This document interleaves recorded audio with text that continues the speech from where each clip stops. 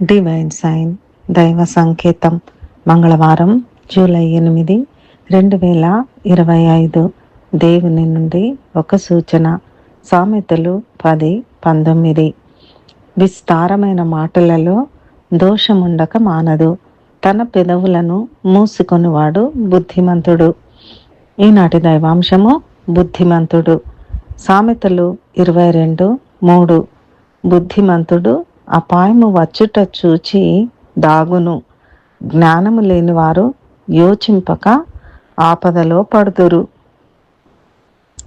బుద్ధిమంతులంటే తెలివైన లేదా వివేకవంతులని అర్థం.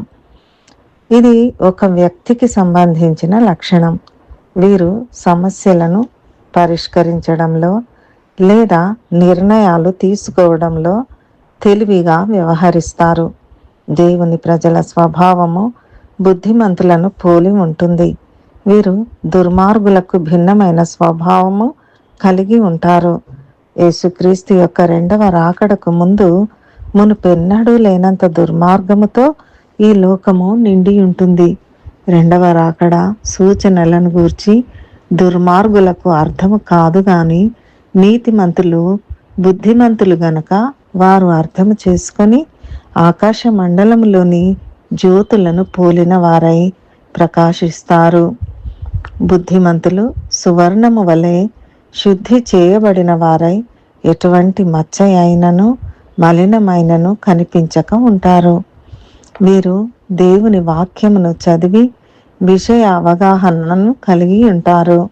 కనుక మన స్వబుద్ధిని ఆధారము చేసుకొనక పూర్ణ హృదయముతో యెహోవా యందు నమ్మిక ఉంచి మన ప్రవర్తన అంతటి యందు ఆయన అధికారమునకు ఒప్పుకుందాం.